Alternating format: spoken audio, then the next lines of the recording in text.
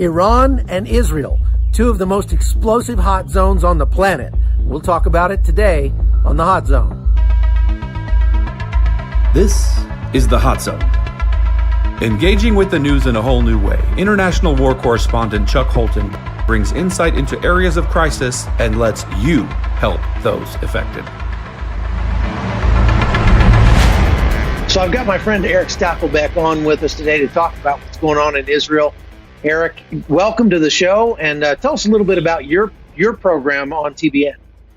Chuck, great to be with you, my friend. The show is called The Watchman. Now, it's on TBN every Friday night, 10:30 Eastern. And what we're doing, Chuck, is we're getting on the ground in Israel and in the Middle East, and we're bringing the inside story to you of why we here in America should care about what happens over there, thousands of miles away. Not only Iran, Hamas, Hezbollah, and the shared national security threats that the U.S. and Israel share, but also history, biblical archaeology. It's kind of fun. I get a chance to put on my Indiana Jones hat once in a while, and I'll be in these 2,000-year-old caves from the time of Jesus underneath Jerusalem. So we're doing a lot of fun stuff every Friday night, 10:30 Eastern on TBN. Sounds like a blast. So let's talk a little bit about what's been going on over the last couple of weeks in Israel. We've had over 700 rockets fired last weekend into Israel from Gaza. And of course, the retaliation from Israel taking out targets inside Gaza. What's your take on all that? Chuck, when we look at this latest barrage from Hamas, I see the Iranian regime's fingerprints all over it. When we talk about the chaos and the terror that's spread across the Middle East, it's always going back to the head of the snake. And that is Iran. Hamas is one of Iran's proxies, meaning Iran funds and arms Hamas, not only Hamas, Chuck, in Gaza, but Palestinian Islamic Jihad, another very vicious, deadly, and dangerous terror group there in that tiny enclave hugging the Mediterranean coast. So Iran right now is feeling the heat. U.S. sanctions are biting. They're having the desired effect. The Trump administration has put those tough sanctions back on. The Iranian economy is reeling. And they are trying to divert attention. They're diverting attention of their own people, number one, away from that horrible economy, which is in shambles right now. And the best way for them to do that is to up the ante, so to speak. And it really feels like things are coming to a head because this is a situation for Israel which is unacceptable. You can't live like this with hundreds of rockets raining down on your civilians on a regular basis.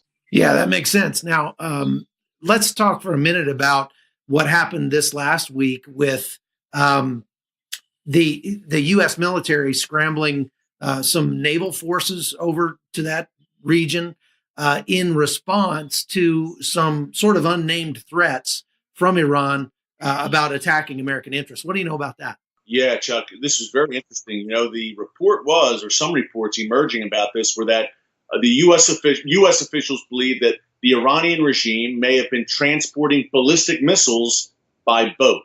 Now, what the destination of those missiles was, we don't know. What the use of them would be, we don't know. But I can say one thing for certainty. They did not have gentle and pleasant intentions in transporting these ballistic missiles, Chuck.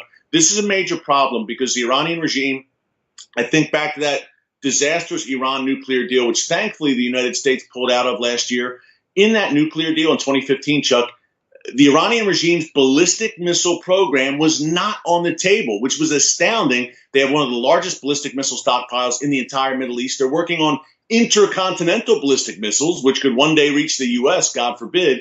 But if they're transporting ballistic missiles, if these reports are correct, then who knows how they would use them, maybe against U.S. troops in the region. So I think it's very wise of the Trump administration to have that show of force. And, Chuck, really, this is the first time in 40 years that the Iranian regime has really felt the heat. They have acted with impunity throughout the Middle East, spreading terror, spreading chaos. And now they finally have an administration here in the U.S. that's holding them accountable and turning up the heat. And I think it's a great thing to see.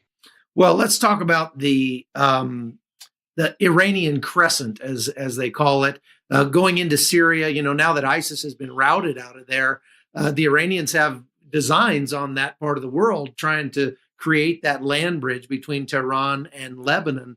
What do you think are the chances that Israel is going to allow something like that to happen? Those chances are zero, Chuck. Unlike some, the Israelis actually keep their red lines, and they have said that an Iranian entrenchment in the Golan Heights in Syria is an absolute no-go. And you make a good point, Chuck. Look, Iran right now, that regime, they effectively control 4 Arab capitals. You think of Baghdad in Iraq, Sana'a in Yemen, Damascus in Syria, Beirut in Lebanon. They're basically Iranian satellites. And what Iran has declared they're going to do is establish a permanent foothold in Syria at Israel's doorstep. Now, they already have the partial foothold in Gaza with Hamas, which we discussed, but they also have a permanent foothold in southern Lebanon, which is also at Israel's northern doorstep through Hezbollah. We talk about proxies. Yes, there's Hamas and Islamic Jihad, but Hezbollah, Chuck, is Iran's most powerful proxy. They're not just a terror group. They are a terrorist army. They're a paramilitary unit, tens of thousands of well-trained troops, some 150,000 rockets and missiles pointed at every inch of Israel, and an external terror operation which has struck even right here in the Western Hemisphere. So what Iran is trying to do is encircle Israel. Israel, remember, is the size of the state of New Jersey.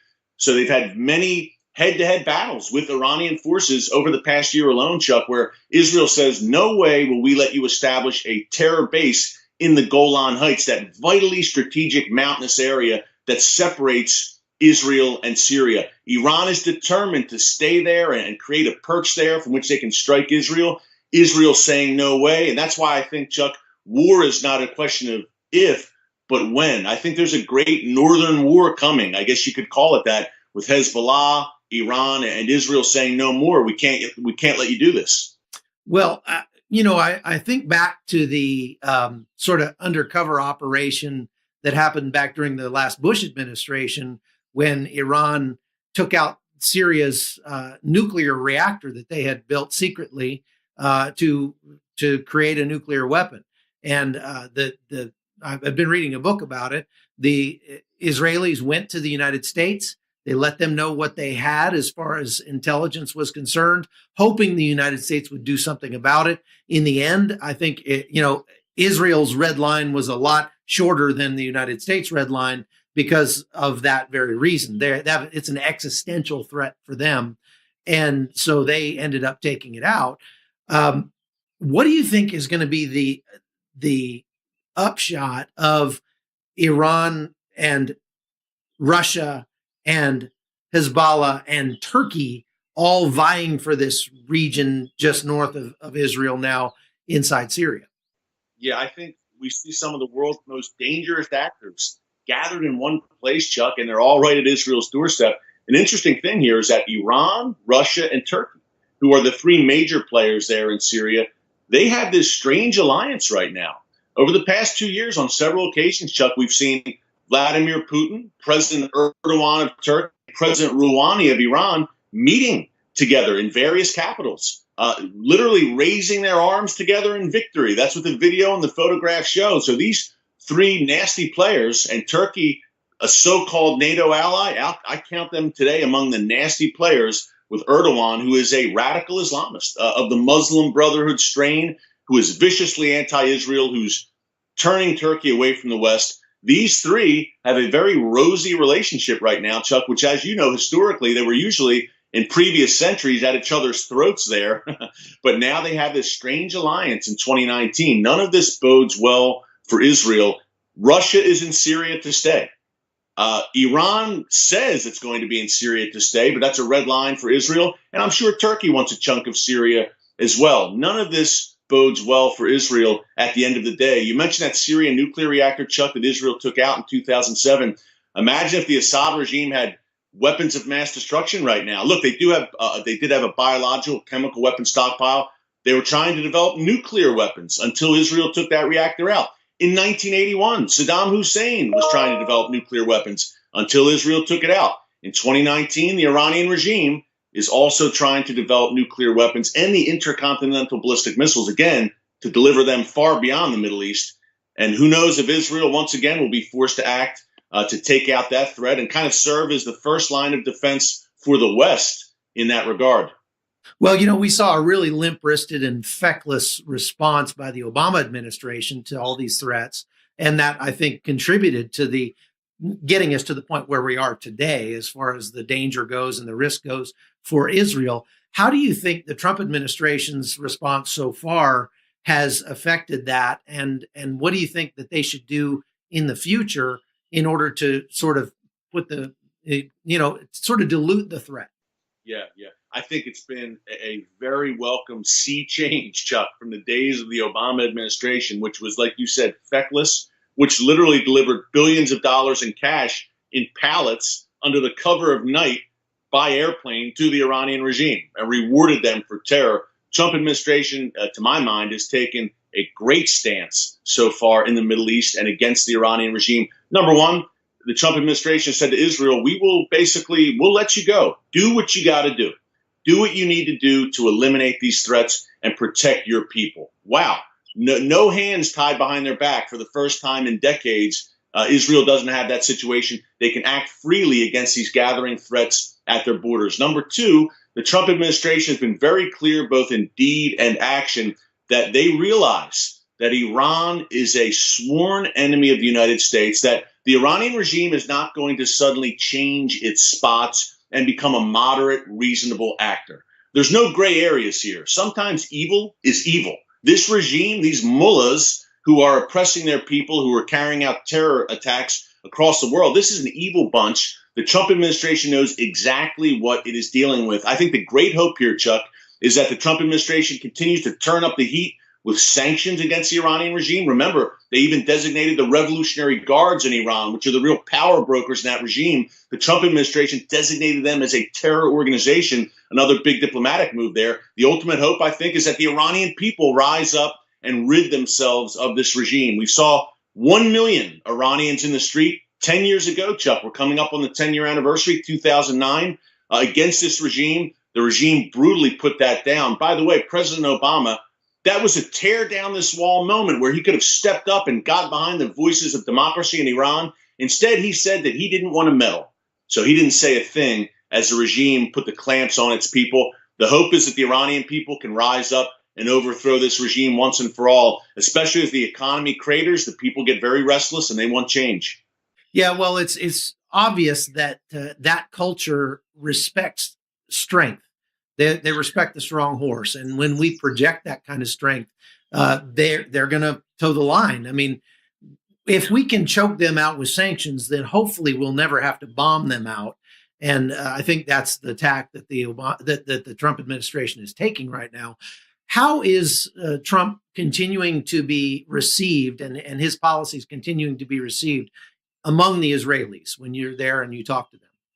I'd say by and large, he's beloved among the Israeli public, Chuck. Not only at the government level, he obviously has a great relationship with Prime Minister Netanyahu, but the Israeli people, in the Israeli society is turning to the right more and more because it's common sense. They understand the threats. People are waking up, especially the young people in Israel. But it's a society that's turning to the right, and they appreciate President Trump because they understand that he values Israel's security. The capital he built up with the Israeli people, Chuck, and moving the embassy to Jerusalem cannot be underestimated. And the list goes on, recognizing Israeli sovereignty over that crucial Golan Heights region just a few weeks ago, a major diplomatic move which sent a bold message to the world that, again, America stands with Israel. There is no quote unquote daylight now between the U.S. and Israel, where under the Obama administration, Israel was literally abandoned.